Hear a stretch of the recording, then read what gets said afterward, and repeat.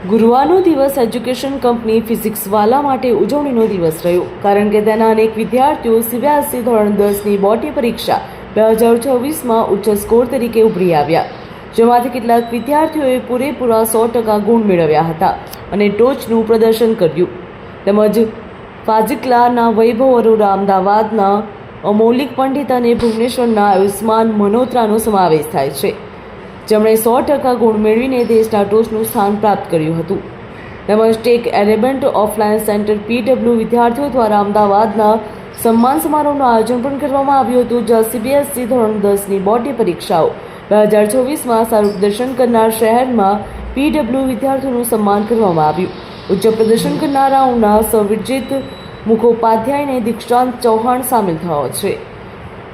પોતાના અનુભવો પણ શેર કર્યા હતા અને વૈભવ અરોરાએ જણાવ્યું હતું કે સતત તૈયારી, નિયમિત પ્રેક્ટિસ અને શાળા તથા PWના શિક્ષકોના માર્ગદર્શનથી મને પરફેક્ટ સ્કોર મેળવવામાં મદદ મળી.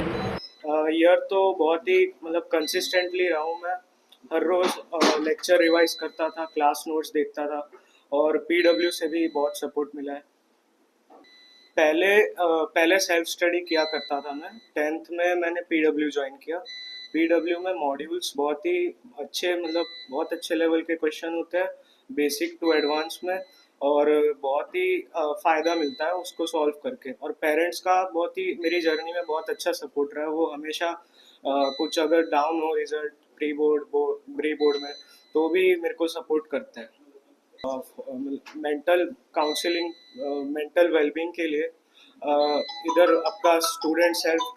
આજે આપણે બધા મળ્યા છીએ અહીંયા ફિઝિક્સવાલાનું જે CBSE ક્લાસ 10thનું રિઝલ્ટ આવ્યું 15 એપ્રિલ, રાઈટ, એનું સેલિબ્રેશન માટે મળ્યા છીએ.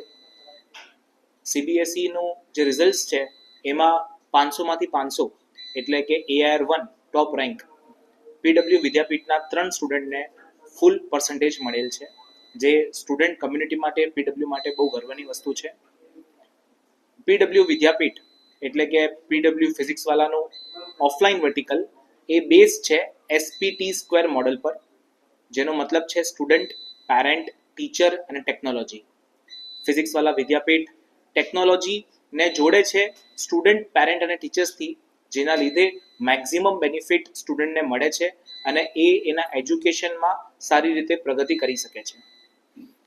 PWનું જે ડિજિટલ બોર્ડ છે એમાં ઘણા બધા એનિમેશન્સ, સિમ્યુલેશન્સના કારણે સ્ટુડન્ટને બહુ ડિફિકલ્ટ ટોપિક્સ જેમ કે ઇન્ટિગ્રેશન, ડિફરન્શિએશન કે સાયન્સના ડિફરન્ટ 3D એંગલ્સ સમજવામાં પણ બહુ વધારે હેલ્પ થાય છે.